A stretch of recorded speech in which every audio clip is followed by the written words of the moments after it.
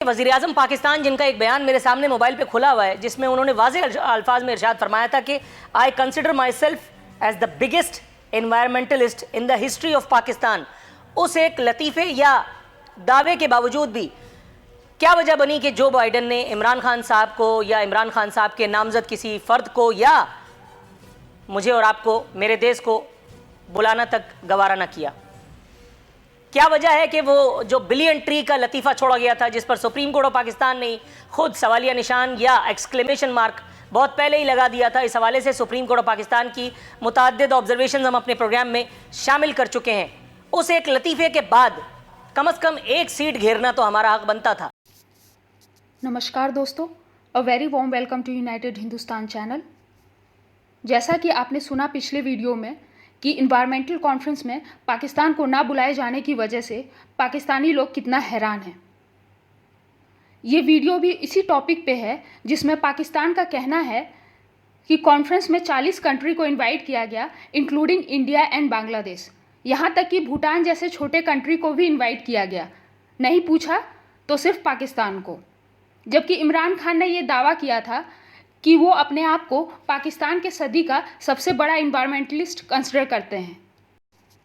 आज के इस वीडियो में पाकिस्तानी एंकर और पैनलिस्ट इसी टॉपिक को लेकर डिबेट कर रहे हैं, तो बाकी की बातें वीडियो के अंत में करेंगे। पहले आइए सुनते हैं इस पूरे डिस्कशन को।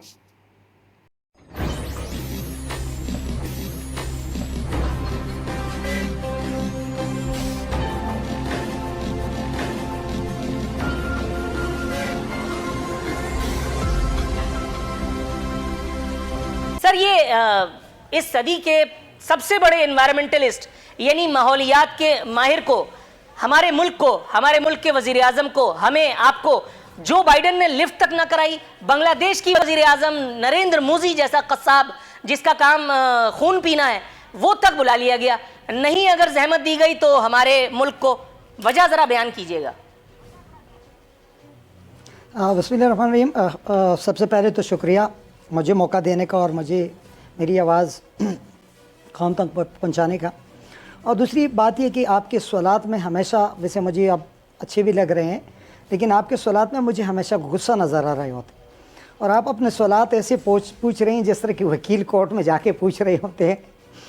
तो ये कि आलमी जो कॉन्फ्रेंस हो रही है उसमें यह कि शायद हमारी कारकर्दगी इतनी अच्छी हो कि उसको अच्छा न लगा और हमें न बुलाया हो। आप देख रहे हैं कि इस माहौलियात के ऊपर हम कितना काम कर रहे हैं। ये अलग बात है कि पाकिस्तानी अवाम उनसे अशना नहीं है। और अगर उसके ऊपर एक वीडियो चल रही है ट्विटर के ऊपर, आप देख लें कि जहाँ पे हमने बिलियन ट्री सुनामी के मद में काम किया था, वहाँ पे बड़ा तोड़ फोड़ हुए हैं क्योंकि हमें इनसे नाशना है। लेकिन इससे कोई इनकार नहीं कर सकते कि हमने जितना बिलियन ट्री सुनामी के ऊपर जितना काम किया शायद दुनिया में कहीं हो, और इंशाअल्लाह के नताइज बहुत जल्द आने शुरू हो जाएंगे। सर, बाकी दूसरी जो काम आपने किया था, अगर आप इजाजत दें तो मैं उन कामों पर भी थोड़ा सा जाऊंगा। जाहिर है आप पहली मरतबा मेरे शो में शिरकत कर रहे हैं, आपने शो में शिरकत करवाने पर मेरा शुक्रिया अदा किया। सर, मेरी तो कोशिश होती है कि पाकिस्तान तहरीक इंसाफ या जो भी हुकूमत हो, मैं उसके लोगों को शिरकत करवा करके अपना दलिया चलाता रहूं, लेकिन ये पहले प्रोग्राम के बाद ही कुछ सरकार मेरी रूट से जाती है। बहरहाल देखते हैं आपका सब्र कितना है। आपने बात की कि हमने शायद इतना अच्छा परफॉर्म न किया हो।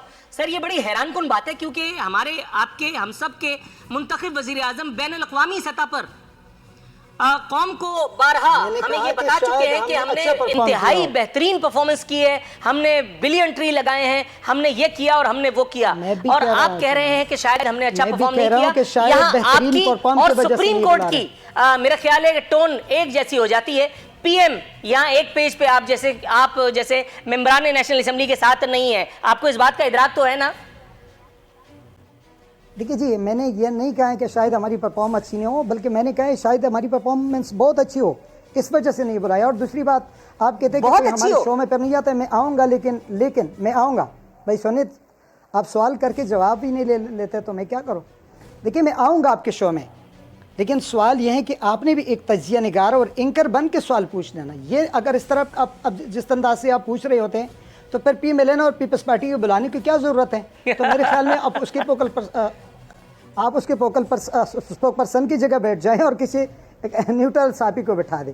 तो अच्छा, जब आप न्यूट्रल इस तरह सहाफी की कब्जे करते डेफिनेशन शायद जरा लोगों बताएंगे के सर? एतराज तो हो जाती मैं है। थोड़ा सा मौजू से अब मेरा ख्याल है हट जाते हैं हम लोग, इसे आखिरी प्रोग्राम ही तस्वुर करते हैं। न्यूट्रल सहाफी क्या होता है?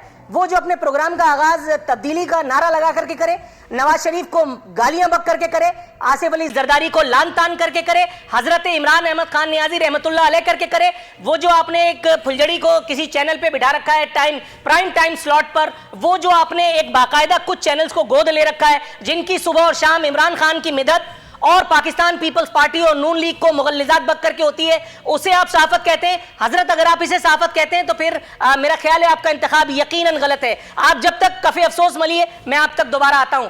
अली परवेज मलिक साहब, सर मेरी आवाज सुनाई दे रही है? मुझे 1 सेकंड दे दीजिए, 1 सेकंड दे दीजिए अली परवेज साहब, आपसे पहले मैं सर पूरे प्रोग्राम में अभी तो खेलते रहेंगे हम, थोड़ा सा तवक्कुफ अगर आप करें तो मैं आपकी तरफ आता हूं, दूसरे मेहमानों से भी जरा चोंच लड़ा लूं ना। अली परवेज मलिक साहब, सर आप मुझे सुन सकते हैं? जी बिल्कुल आरफीन साहब, मैं बिल्कुल सुन सकता हूँ। Right sir. सर मैं ये पूछना चाह रहा था कि इन्वायरमेंटलिस्ट होने का दावा भी किया, अल्हम्दुलिल्लाह सुम्मा अल्हम्दुलिल्लाह, गुल जफर खान साहब के दावे के मुताबिक हमने एक्सेप्शनली वेल कारकर्दगी का मुजाहरा भी किया। ताहम ये जो बाइडेन की बसारत की कमजोरी समझी जाए कि उसने पाकिस्तान को उस एक आलमी समिट में शिरकत का मौका न दिया जहां नरेंद्र मोदी जैसा कसाब और बांग्लादेश की एक नाम नेहाद वजीर आजम भी जो है वो इनवाइट की गई हैं। सर इस मामले पर आपकी माहिराना राय? बिस्मिल्लाहिर्रहमानिर्रहीम। बहुत शुक्रिया आरफीन साहब, आपने अपने प्रोग्राम में याद किया। मैं आपके सवाल पे आने से पहले सिर्फ जो अपने हुकूमत की तरफ से जो हमारे दोस्त आपके प्रोग्राम के अंदर खान साहब आए हुए हैं ना, मैं उनसे गुजारिश ये करूँगा कि थोड़ा तहम्मुल के साथ, हौसले के साथ क्रिटिसिज्म को बर्दाश्त करने की सलाहियत अपने अंदर पैदा करें, क्योंकि जो हुकूमत वक्त होती है उसी के ऊपर उंगलियां उठाई जा सकती हैं। मेरे से मेरी कारकर्दगी के बारे में तो आप पूछ नहीं सकते, तो थोड़ा सा हौसले से, तहम्मुल के साथ यहाँ पे हम पर्सनल ना हो, इशू के ऊपर बात करें तो मेरे ख्याल से प्रोग्राम का माहौल बेहतर रहता है। अब जहाँ तक जो आपने क्लाइमेट समिट की बात की, देखें उसके अंदर सिर्फ इंडिया और बांग्लादेश से मेहमानों को नहीं बुलाया गया, वहाँ पे छोटे छोटे मुल्क, भूटान जैसे जो मुल्क हैं उनको भी नुमाइंदगी का हक दिया गया है। और हमारे वजीर आजम साहब जो इन्वायरमेंटलिस्ट अपने आप को कहलाते हैं, आपने बिल्कुल ठीक कहा, वहां पे उनको मदऊ नहीं किया गया, जो कि एक अफसोसनाक मेरे ख्याल से हमारे मुल्क के लिए एक लम्हा फिक्रिया होना चाहिए। पर आरफीन साहब जो गुजारिश है ना मेरी आपसे वो ये है कि देखें दुनिया के अंदर उन लोगों की इज्जत की जाती है, उन लीडरान की इज्जत की जाती है जो अपने रवैये के साथ ना सिर्फ मुल्क के अंदर इज्जत कमाते हैं पर इसके साथ साथ दुनिया के अंदर अपनी परफॉर्मेंस और अपने स्टैचर के थ्रू अपनी क्वालिटीज को मनवाते हैं। अनफॉर्चुनेटली अभी आप पास्ट में देखें तो दुनिया के अंदर इस किस्म के बड़े लीडरान आए हैं, बड़े बड़े मुल्कों के अंदर ऐसे ताकतवर हुक्मरान आए हैं जिनको दुनिया ने अपने पास कभी मदऊ करने की तकलीफ नहीं की। आप जो डोनाल्ड ट्रंप साहब की जो अभी पिछले 4 साल जो हुक्मरानी अमेरिका के अंदर खुद रही है, जब वो दुनिया के अंदर ट्रेवल करते थे तो उनके अपने जाती कॉन्डक्ट की वजह से आपने नहीं देखा कि दुनिया के अंदर किस वार्मथ के साथ या लैक ऑफ वार्मथ के साथ उनको रिसीव किया जा सकता था। तो गुजारिश ये, जो लोग नफरतें बेचते हैं, लोगों को समेटने की कुव्वत नहीं रखते, इदारों को अपने मुखालफीन की आवाजें बंद करने के लिए इस्तेमाल करते हैं, कभी FIA के DG को बुला के तंग करते हैं, तो ये सारी की सारी जो चीजें हैं दुनिया के अंदर इंटरनेशनल प्रेस के अंदर कवर होती हैं। और जब आपकी रेज्यूमे या गेस्ट लिस्ट बनाई जाती है तो मुल्क देखते हैं कि आप जिस लीडर को अपने पास बुलाने जा रहे हैं उसका अपने मुल्क के अंदर क्या मकाम है, उसका दुनिया के अंदर उसकी जो ह्यूमन राइट्स की जो मुझे थोड़ा सा तवक्कुफ की इस्तदा तो करते ये हुए, सारी जो चीजें होती हैं इनको right sir, got your point. Gulzafar Khan साहब, सर ये नुक्ते आप जरा काइंडली नोट फरमा लीजिए, इनका फर्दन जवाब भी आपसे लूंगा। पहले जाऊंगा आजिज धामरा साहब के पास। आजिज धामरा साहब, आप मेरे साथ हैं? जी मैं आपके साथ।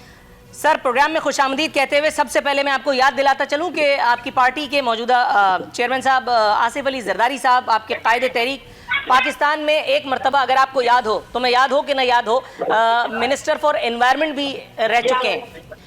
सर पाकिस्तान को एनवायरनमेंट के हवाले से वो जो एक सुबकी का या खिफत का सामना करना पड़ा है, हम उस पर चंद आंसू तलाश कर रहे हैं, अगर आपके पास हो तो जरा उधार दीजिए। देखिए नूरुल आरफीन, मैं आपसे इत्तेफाक करता हूँ, कई बातों पे इत्तेफाक नहीं होता, मगर आज की बात पे इत्तेफाक है कि बहैसियत कौम हम जो दुनिया में एक अहम इशू जो है आज एनवायरनमेंट का है, तो उसमें हमारी कोई प्लानिंग नजर नहीं आती। और एक ऐसी हुकूमत जो साबका हुकूमत पे लानत मलामत करती हुई, उनको चोर चोर, उनको डाकू डाकू कहते आई, और जो तब्दीली का झांसा और ख्वाब दिखाते आई, वो ख्वाब शायद टूट ही गया, एक सपना था जो टूट गया। तो मेरे ख्याल में मौजूदा हुक्मरानों को एनवायरनमेंट जो एक, और मैं आपको मुबारक देता हूं कि आज आपने एक ऐसे मौजू का इंतखाब किया है जिसमें बहैसियत कौम हमें सोचना पड़ेगा, न बल्कि पार्टियों के दरमियान बैठ के हम इस तरह की बातें करें।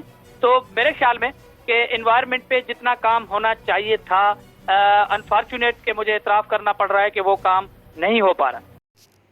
तो दोस्तों, जैसा कि आपने सुना इस पूरे डिस्कशन को कि कैसे पाकिस्तानी लोग काफ़ी दुखी हैं एनवायरमेंटल कॉन्फ्रेंस में ना बुलाए जाने की वजह से।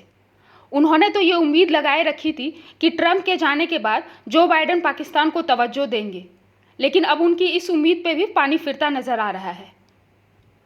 पाकिस्तानियों को लगा था कि इमरान खान के बस 1 बिलियन ट्री लगाने के दावे के चलते उन्हें क्लाइमेट चेंज रिलेटेड कॉन्फ्रेंस में इंपॉर्टेंस मिलेगी, लेकिन उनकी इस उम्मीद पे भी पानी फिर गया। फिर उनका यही रोना शुरू हो गया कि इसमें इंडिया का हाथ है एंड ऑल। अब उनको कौन समझाए कि सिर्फ दावे करने से कुछ नहीं होता, ग्राउंड लेवल पे काम भी करना पड़ता है। तो आज के इस वीडियो में इतना ही। आप बने रहें ऐसे ही और भी न्यूज़ अपडेट्स के लिए यूनाइटेड हिंदुस्तान के साथ। At last, thanks for watching.